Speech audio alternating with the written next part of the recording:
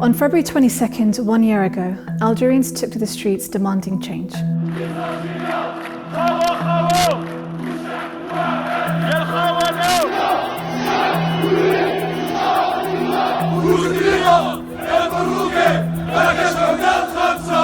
What was particularly notable about these particular protests was the fact that Algerians from all levels of society, from civil society all the way to ordinary Algerians in the streets, who basically were fed up with Bouteflika and his government and wanted to see genuine reforms. They wanted to see a government that was from the people, for the people. Even though Bouteflika was the president for Algeria since 1999 for 20 years, he had very little say in the decisions of the country. The military has always had a hand in how the state of affairs are ruled in Algeria, and they handpick the civilian government. In the military coup in 1992, which prevented the Islamic Salvation from democratically running elections, the country descended into 10 years of violence. لم يرضي بعض الأطراف الذين يزعجهم بأن يروا الجزائر آمنة ومستقرة، بل يريدون أن يعودوا بها إلى سنوات الألم وسنوات الجمر.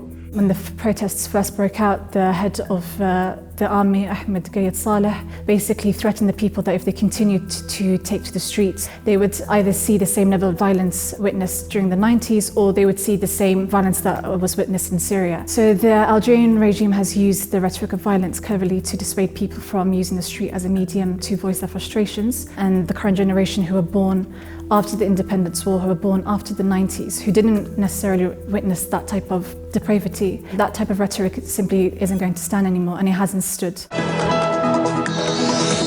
رئيس الجمهورية السيد عبد العزيز بوتفليقا يبلغ اليوم رسمياً قرار إنهاء عهدته بصفته رئيساً للجمهورية. After Bouteflika stepped down, the people quickly realized that they had one individual who was an obstacle to the goal of seeing a genuine democratic transition, and that was the military chief, Ahmed Gayet Saleh. Come December 12th, when people were supposed to go out and vote, it was no surprise then that many people chose the day to protest. They were setting alight electoral offices, destroying ballot boxes. This was pretty much a clear message that these elections were illegitimate for large swathes of the population.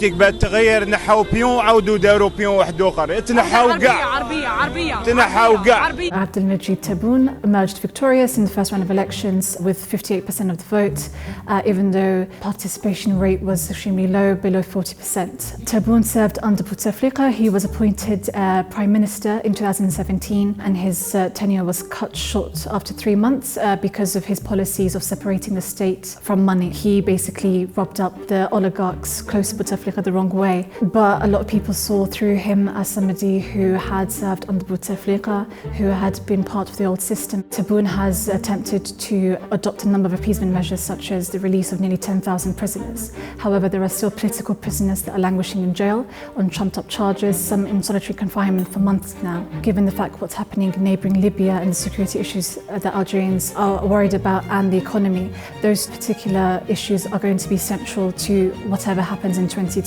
أعلنت وسائل الإعلام الجزائرية وفاة رئيس الأركان الجزائرية أحمد جايد صالح رئيس الأركان إثر أزمة قلبية هو الالتزام مع الحراك ومع الجزائريات والجزائريين هو أننا نمشي بسرعة نحو التغيير.